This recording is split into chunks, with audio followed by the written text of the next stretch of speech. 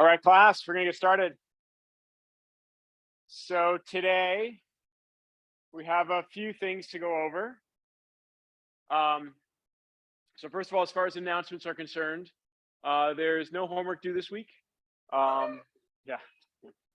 So partly because we had our exam last week on Wednesday. Also, I know you have thorough heat transfer earlier this week.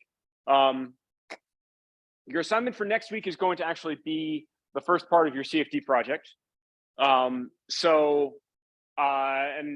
you look on Canvas, there's a little bit more detail there, and I'll be filling some of that out earlier this week, or adding some more of that earlier this week. You'll be doing this project in teams. I'm looking for teams of 4 to 5. I sent out an announcement on Canvas last night with a link to this, but the link is also on the slides, which are posted to Canvas. So please fill this out. I believe I said actually midnight Tuesday, not midnight Wednesday, so that I can make the teams on Wednesday. But really, it's just this form just asks for your name and the name of anyone that you might want to work with, if you have any preference. So it's gonna be Tuesday, 11/8. So it's the shortest possible survey, and I'll use this to make teams. Okay. Yeah, and again, the tutorial output will be your assignment for next week, and that's a team assignment, right? So you'll be submitting one tutorial, one set of model files per team. Okay. And then so today we have one topic in chapter 6 that I wanted to go over, which is about flow measurement. And then we'll start talking about external flows today, which is the beginning of chapter 7. Those of you who are reading along on Canvas, I apologize. There are a few changes to the lecture schedule coming, in part because I have some travel next week for a conference, and we have some changes to the lecture schedule next week. All right, any questions on this before we get started? Yeah. Yeah, the CFD project will replace homework for next week. Yeah. All right. Any other questions? Okay. Okay. So before we get to chapter 7, there's one more thing from chapter 6 I wanted to make sure that we went over, and this is about how we measure flow rate.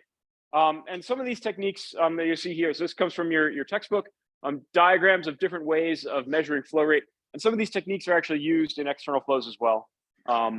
But there are some of these that are quite specific to internal flows.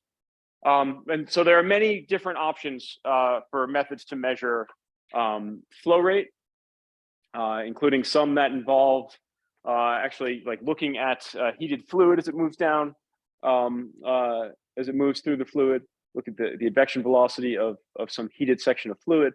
But the one that I really want to focus on is specific to internal flows, and this would be what's called an obstruction flow meter, because this is a fairly common type of flow meter, and we are now equipped to understand what's going on here based on what we know from chapter 6 describing internal flows, as well as primarily chapter 3, where we talked about mass, momentum, and energy balances. And so the basic idea is that if we place if we have an internal flow through some kind of section of pipe, and we place an obstruction into that flow, and then measure the pressure difference between the region where we have flow through a narrower region, right, through a smaller area, versus a region where we have, say, upstream of that, where we have undisturbed flow. Then by looking at the pressure difference, we can actually tell the velocity of the fluid through this pipe. So, and the basic way that works is if we start with continuity, right, or conservation of mass, we know that the mass flow rate out here has to be the same as the mass flow rate through here, right, just by conservation of mass. And in the case of an incompressible fluid, we know that density is going to drop out, right? So this statement that doesn't involve the density term is actually a statement of mass conservation. And that allows us to find the velocity within this narrow flow region in terms of the velocity in the upstream region, which remember is the thing we're trying to find, right? Ultimately, we're trying to find the velocity in this pipe. That's the whole reason why we stick this, this orifice in there to begin with. So now we have the velocity here in terms of the velocity that we want to know, and some geometric parameter, right? The ratio of diameters squared. We also have, so we're going to start by applying the Bernoulli equation, right? Where,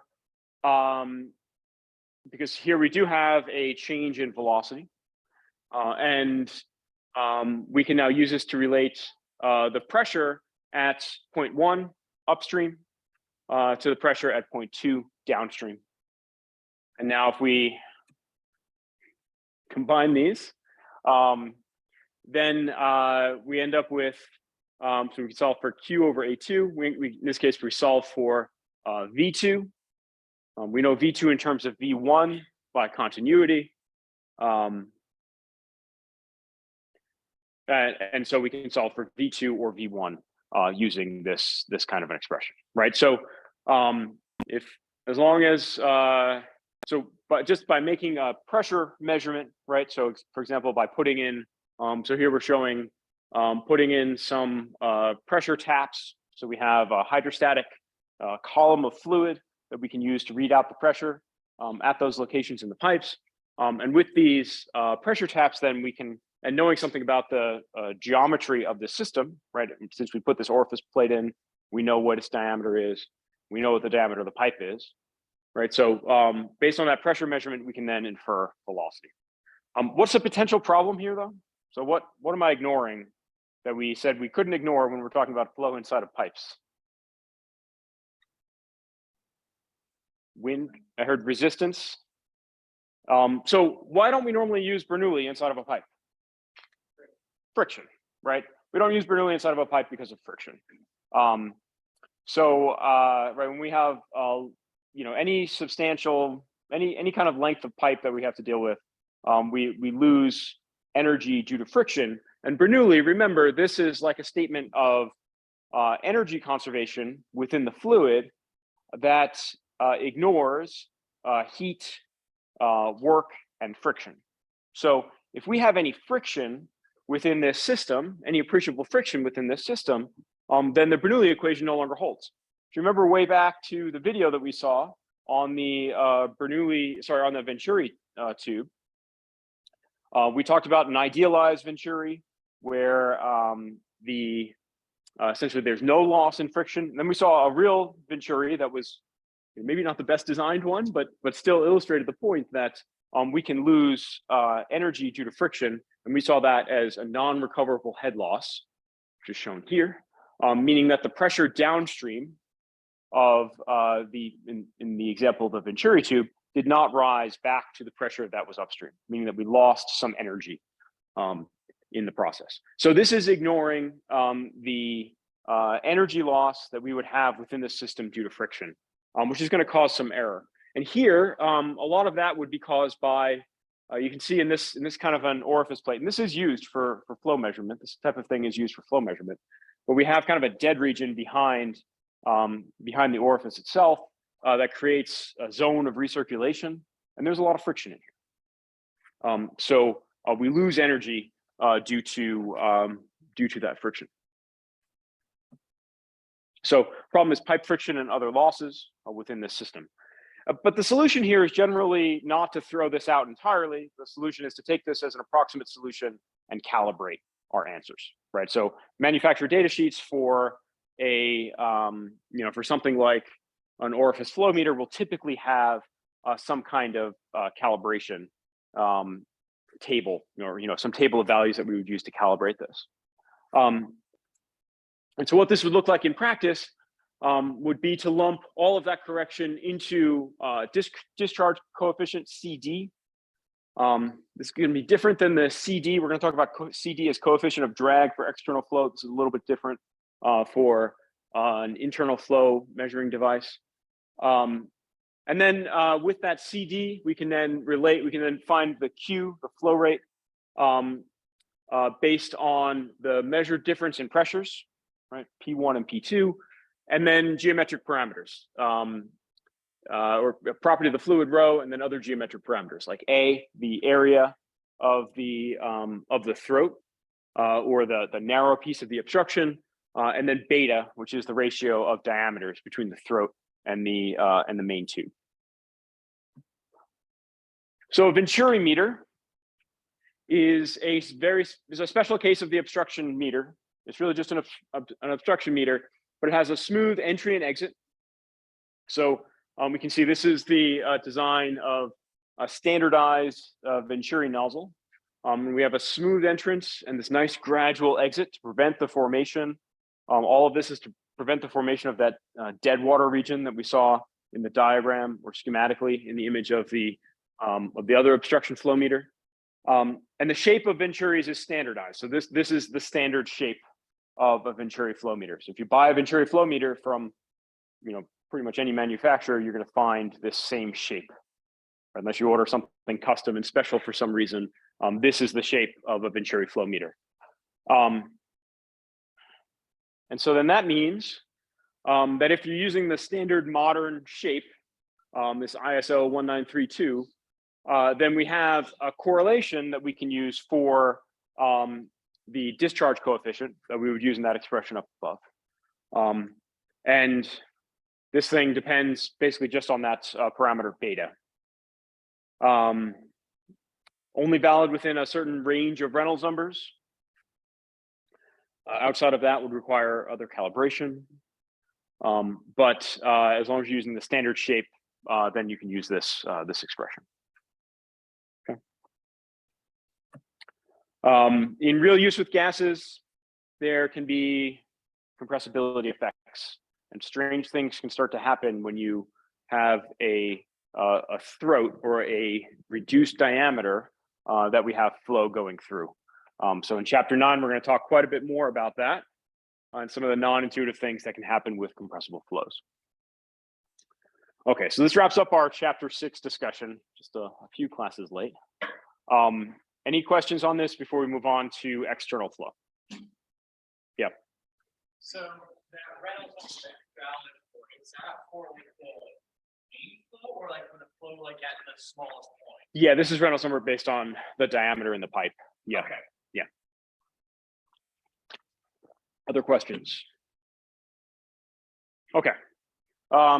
So it's a nice thing to end on for chapter 6 because it brings together some of the concepts that we've been talking about: mass balance, energy balance, and when we can apply the Bernoulli expression.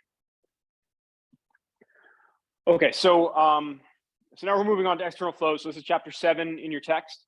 And so chapter 6 we called internal flows, was mainly flow within pipes, right? That's what we were dealing with. So for external flows, we're talking about flow around objects. So instead of through them, we're looking at flow around objects. So for example, flow around a race car, right, would be an external flow. Flow around a wind turbine blade would be an external flow. And we're going to take 2 approaches, sort of analogous to what we did in chapter 6. We started with theory, and then we talked about experimental relationships. We used what we understood from theory to talk about some relationships that we derived empirically or that we derived from experiment.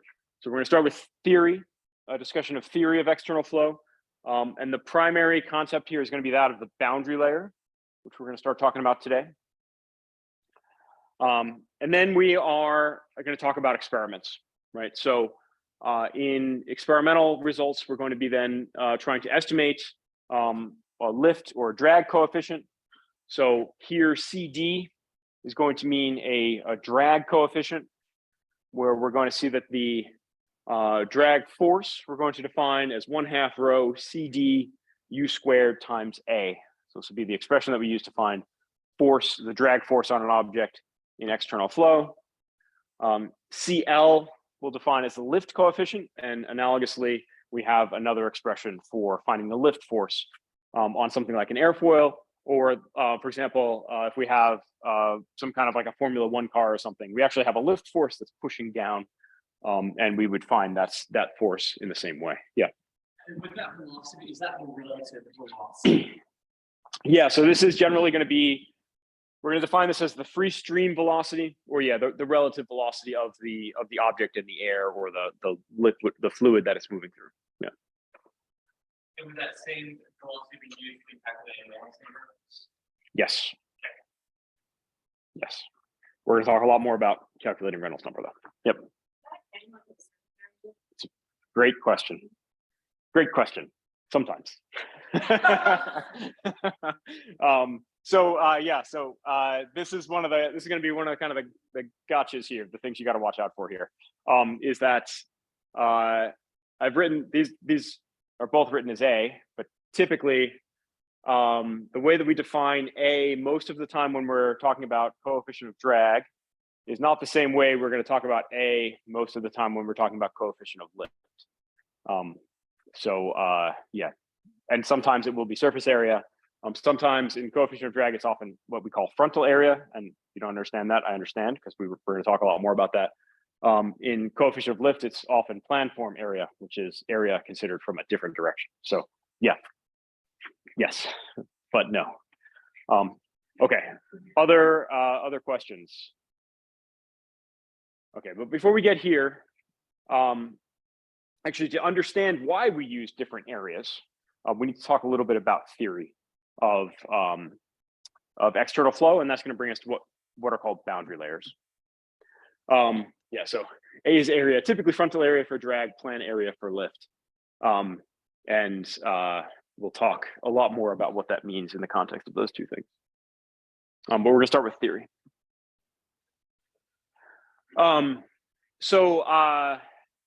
Again, what we're going to talk about here is entirely dependent upon Reynolds number. So the same thing that I said as we were headed into chapter 6, right, which was if you don't know the Reynolds number, you don't really know much about the flow.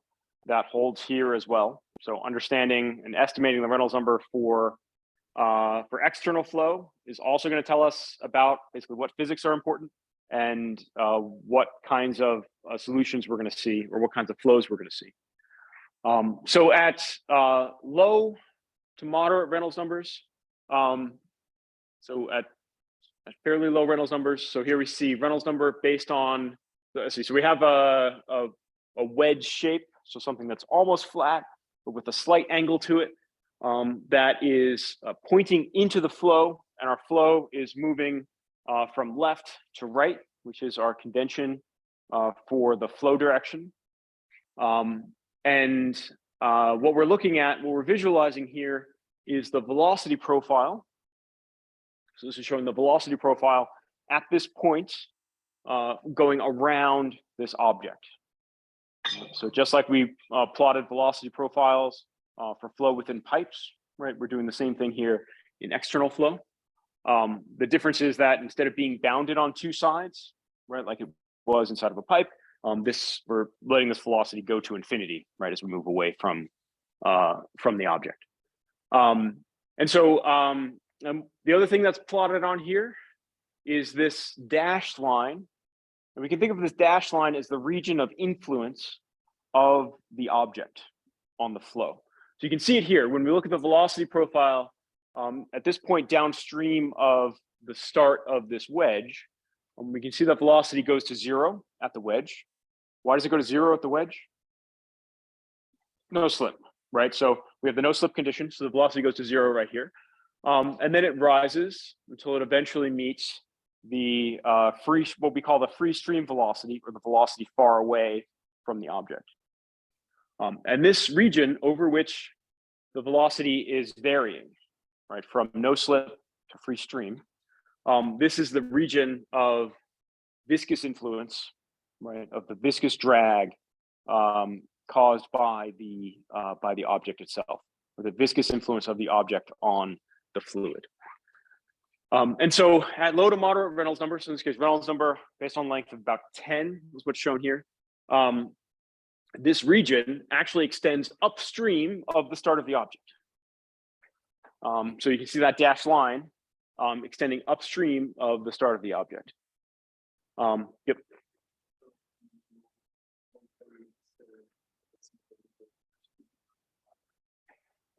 Yeah. We're going to talk about transition within this kind of flow. So most of the time we're going to be in this regime. So when we're talking about external flow, we're almost always going to be in this kind of regime.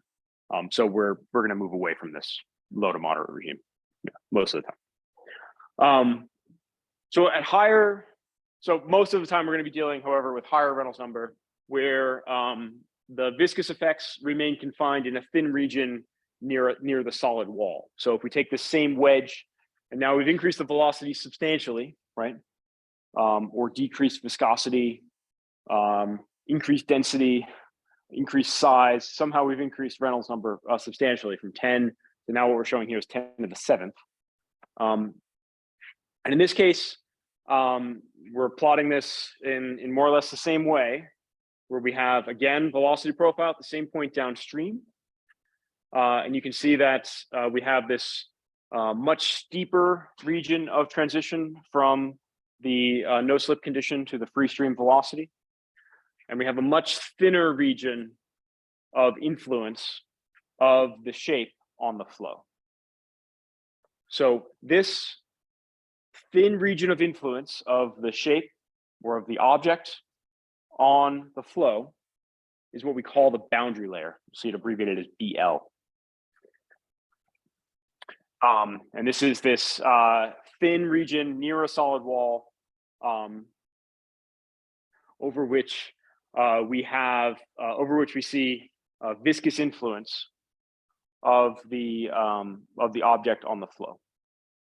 Okay. So this is the thing that we are primarily going to be concerned with when we're talking about sort of the theory of external flows. Is what is this boundary layer? What does it look like? What does the velocity look like within this boundary layer? And how can we use what we are going to learn about this boundary layer region to understand the forces on objects in external flow, like the drag force on an object in external flow.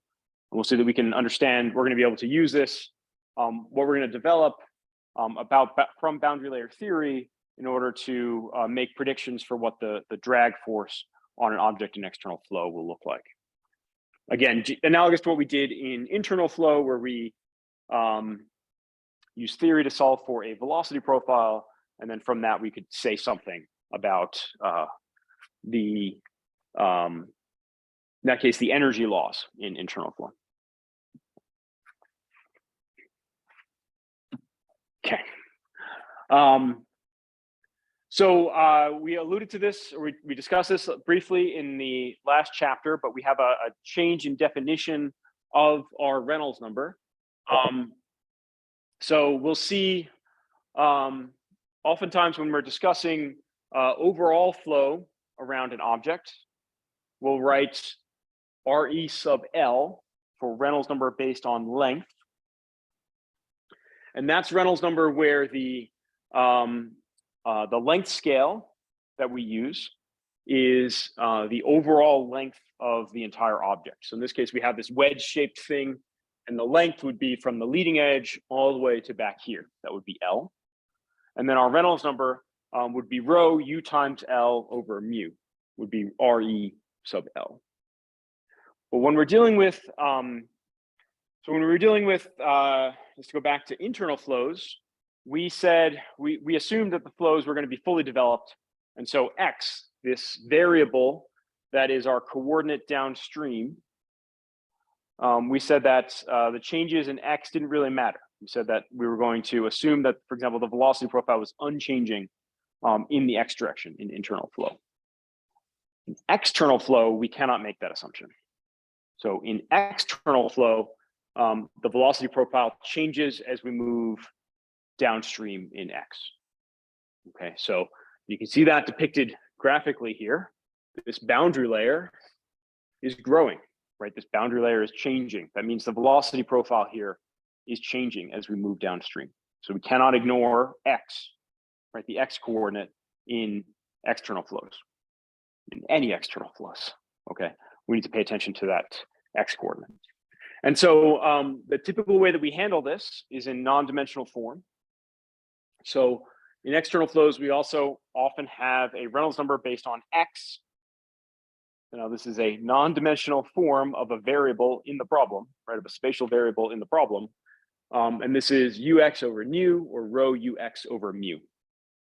Right, so it's still non-dimensional, right? If we do dimensional analysis of this term, we'll see that it doesn't have any dimensions, right? This wouldn't have any units in SI or anything. It describes, for a given position X downstream of this leading edge, this describes in non-dimensional form how far down the object we are. Okay. Yes.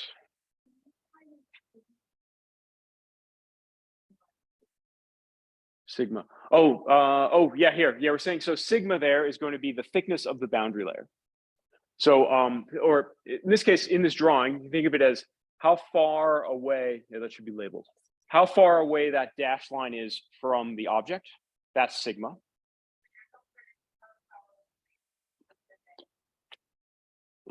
Yep, and we haven't, we're gonna talk about how thick the boundary layer is, but the, typically that sigma, or the thickness of this region of viscous influence is very, very thin relative to the overall length. And we're gonna give some numbers and relations for that in just a second. Yep.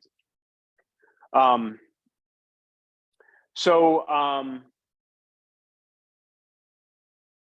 the static electricity is really a problem. Okay, so within a external flow, you can see here in this drawing, there were kind of two shapes to this dashed line, one labeled laminar boundary layer, the other labeled turbulent boundary layer. And that's reflecting the fact that within an external flow, we're going to have transition from laminar flow over the object to turbulent flow over the object at a Reynolds number, at a point where the Reynolds number based on X is somewhere around 10 to the fifth, or somewhere around 100,000, 200,000, 500,000 is where we're going to have transition along this flow. So in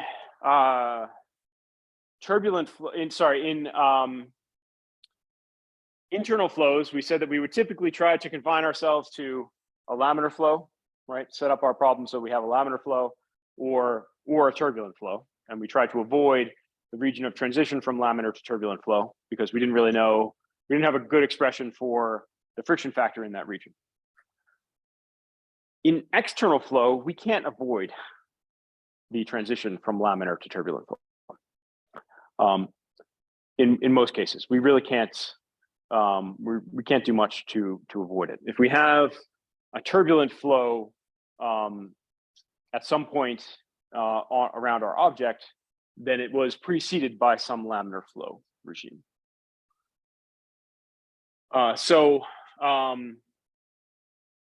We have, so we're going to have to talk about what happens in transition from laminar to turbulent flow when we're dealing with external flows. So the thickness, so that delta is typically very, very thin. So this is a really exaggerated drawing. It is nowhere near, that is nowhere near to scale of what this would actually look like. So for a Boeing 737, the Reynolds number based on length is about 2 times 10 to the 7. About 20 million. And this corresponds to a boundary layer thickness delta of less than 5 centimeters. Right, so at the end of that kind of length, we'd expect a boundary layer thickness of less than 5 centimeters. Right, so we're talking about something really very small, right, relative to the overall scale of an airplane. Yeah, so again, this is a really exaggerated drawing. But all of this stuff, all of this boundary layer stuff is happening within that 5 centimeters, right, of the object. So there's really quite a lot going on within that region. So we're often going to analyze external flow by splitting into 2 regions. We're going to say that we have a boundary layer region near the wall, which is everything inside of those dashed lines, and this is where viscous effects like viscosity, viscous drag is really important. And then we're going to say that we have a far field region which isn't really that far. We're talking about 5 centimeters away from the wall around an object the size of a Boeing 737. But in this far field region, we're going to say that viscous effects are negligible.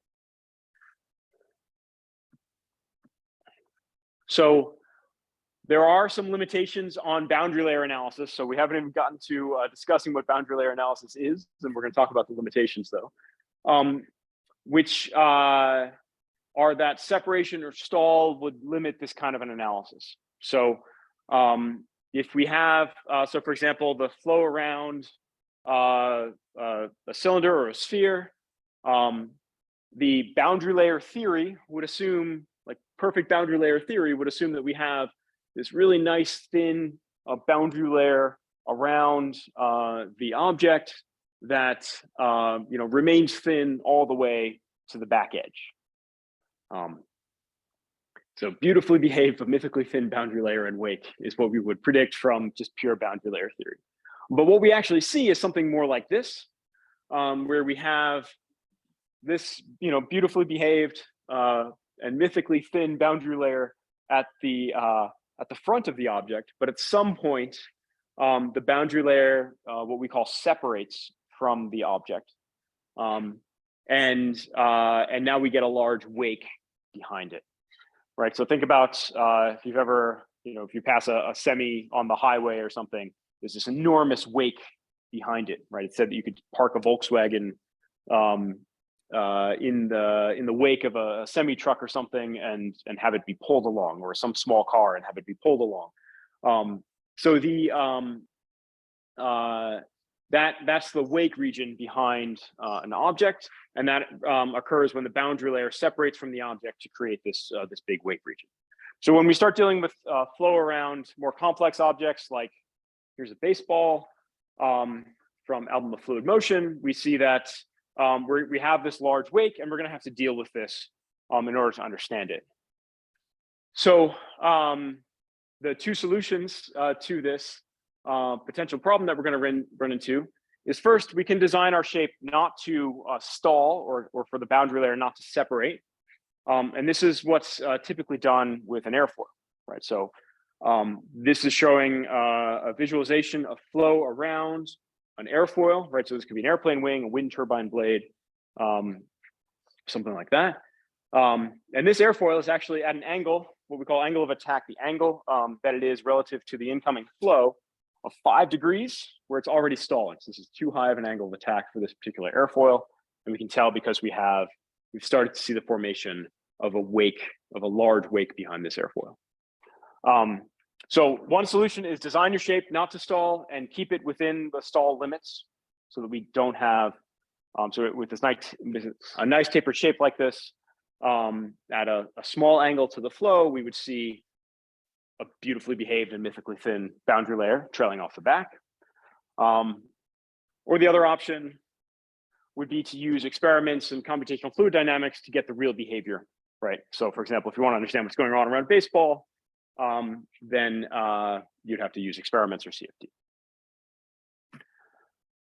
But coming back to boundary layer theory, there's still some things that we can learn from boundary layer theory that are going to tell us about the, go back for a second. It'll tell us about what's happening around, a nicely designed shape at low angle of attack. And also boundary layer theory has something to tell us about the flow around even something like a baseball, at least before we get to this region where we have flow separation. So there's a lot that we can learn about the behavior of flow around objects from boundary layer theory. So to start with, just based on what we've seen so far, it's kind of schematically, we said that if we have a flow around some kind of a flat object, so now here, instead of having a wedge, we're going to say that this plate is actually just perfectly flat.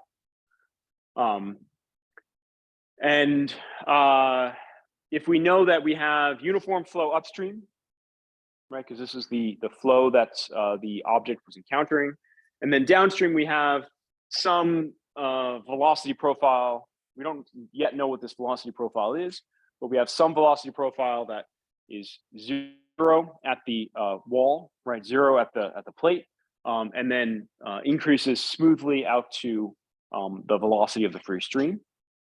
So if we just know this, we can start to make some estimates about what the boundary layer is going to look like.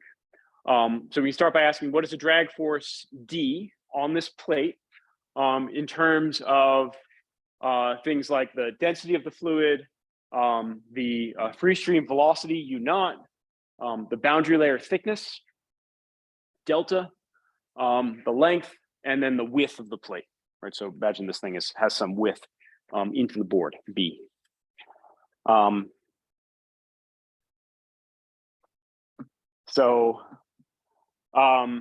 We draw the control volume as shown.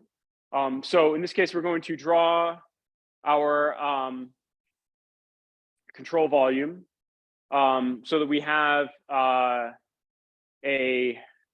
going to have our control volume, essentially this region here. So tracing along that streamline, right? So tracing along that upper streamline, and then here, normal to the flow, that's our inlet. And then here, normal to the flow is going to be our outlet. And so along here, we have our one-dimensional inlet. V dot N is minus U, right? The velocity is moving inwards. The unit normal is pointed outwards. So V dot N is minus U naught.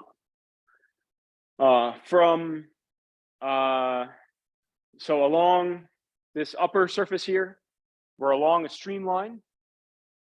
All right, so we're exactly along a streamline. We have no flow moving in or out because the definition of a streamline is that it is everywhere parallel to the flow. So on that blue line, we have no flow moving in or out of the control volume. So V dot N is 0.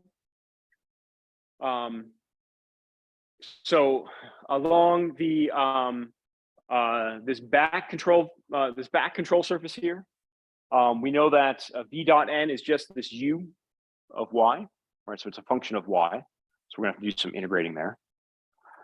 And then we're going to have a streamline that we're going to say is just above the plate surface.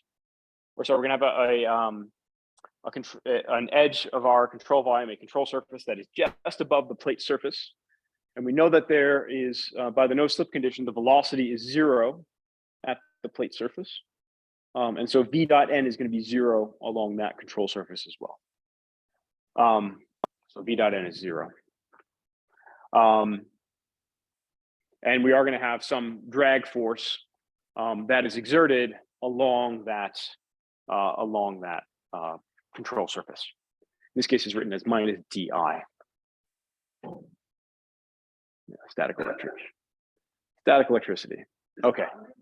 Yep. I walk around. I touch my computer. There's a small shock in it. This disrupts things. So no outflow from 2 or 4, because V dot N is 0 along there. Then we have an inflow at 1 and an outflow at 3. So we're going to write out our momentum balance. Some of the forces in X are going to be minus D. So D is the drag force. Is rho times the integral over control surface 1. U at X is equal to 0 times V dot N along that control surface 1 integrated over the area plus rho over control surface 3, the velocity times V dot N dA.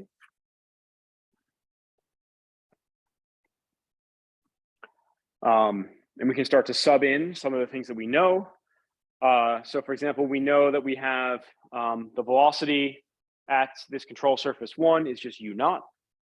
V dot N at control surface 1 was minus U naught. Then we can integrate that. And the area is, or dA is just B, the width into the page, times dy. And our integral limits are going to be from 0 to h. And then we have, for the outflow, right, our velocity now is a function of y times the positive, right? Remember, V dot N was positive at this outflow boundary. So positive U, which is also a function of y, times dA, which is again B dy. And now our limits are 0 to delta, right? Because our streamline moved up, right? Our boundary layer is growing. And so our limits of integration have changed a little bit. So we can simplify this, and we'll have the drag force is rho u naught squared times BH minus rho times B times this integral of this as of yet unknown velocity profile u. Right, so we're going to apply mass conservation. We'll get a little bit further than this, but I just want to stop for a second. This is analogous to what we did in internal flow again, right? Where we said that we wanted to find the energy loss due to friction, right? So we did a momentum balance. We started with a momentum balance in order to try to relate the energy loss due to friction to the shear stress at the wall. And then we said to find the shear stress at the wall, we need the velocity profile. And so we spent some time talking about velocity profiles. So here, this is telling us that if we knew what this velocity profile was, then we can actually, then we'd know, for example, what delta is. We'd know what the boundary layer thickness is, because that's just where the velocity profile goes to the free stream velocity. That's where it stops changing as we move away. And then we could evaluate this integral exactly and figure out the drag force on this plate, right? But before we get to that point, we can learn a little bit more. So we're going to apply mass conservation. So we know, right, we have no mass leaving into the plate, but we drew and so there's no mass outflow this way. And we drew this upper boundary along a streamline, so it's parallel to the flow, meaning we're not losing mass through this streamline, through this control surface 2, because it's on a streamline. So we know that the mass flow in has to equal the mass flow out by mass conservation. And so we can apply that as well.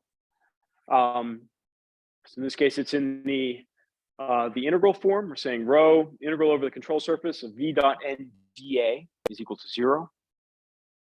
And we can split this out into the control surface 1 piece and the control surface 2 piece. And we'll end up with u naught times h is the integral from 0 to delta of u dy.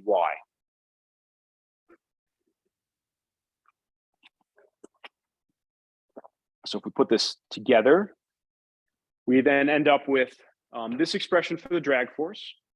So it's rho times b, integral 0 to delta u times u naught minus u dy.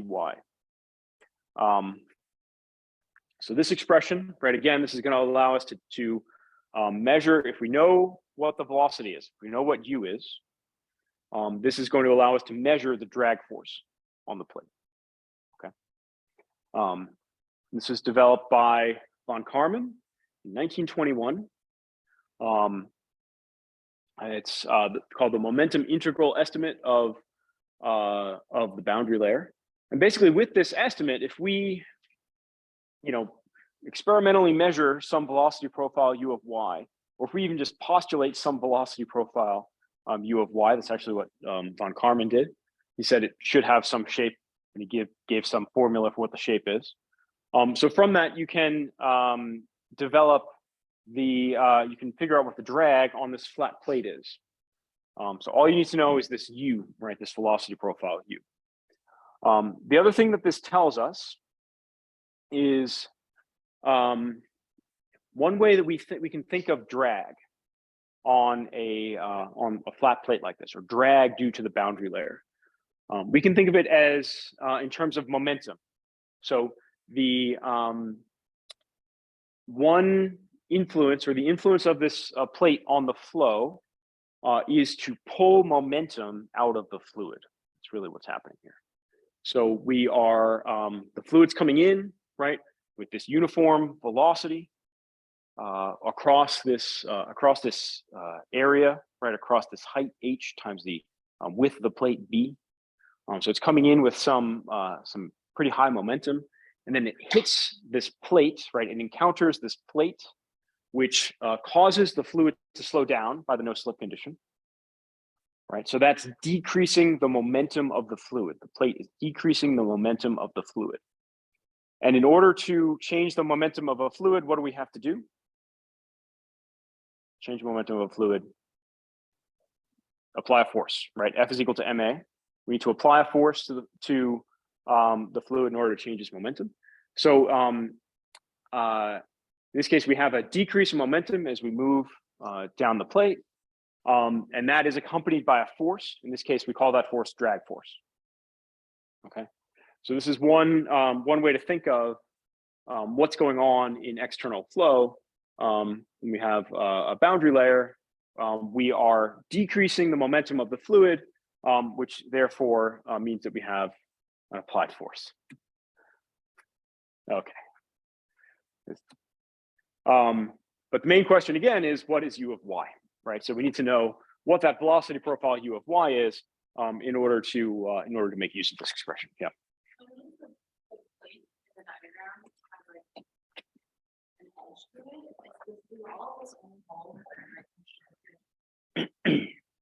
So we're going to start talking about very idealized cases. So where we have a perfectly smooth flat plate and we have a really, really sharp leading edge so that so that this plate is exactly flat to the flow.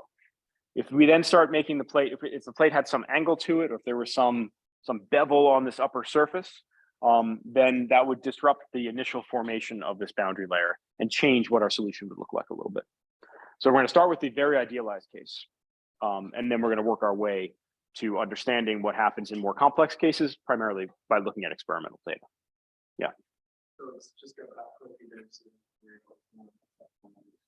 It's got this pokey here so that we have sort of this is what would be done experimentally to make sure that we have like an exactly ideal, perfectly flat plate, sharp edge.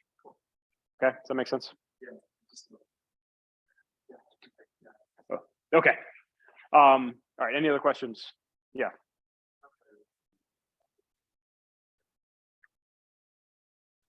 Why does this or this, the blue?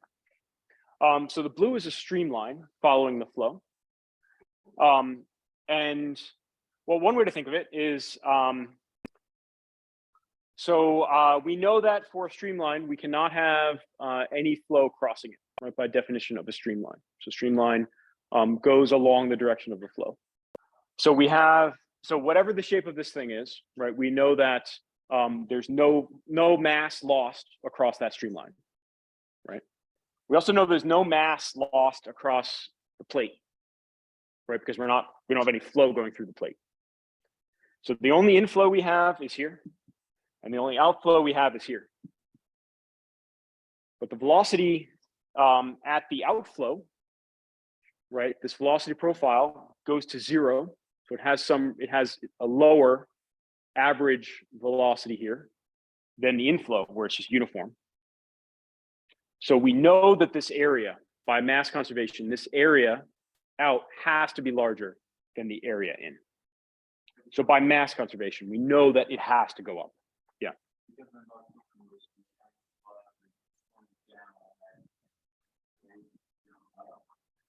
Yeah, that's one way to think of it. Yeah, so the air on the bottom is slowing down, and now it kind of deflects all of the rest of the air up a little bit because it can't get out of the way.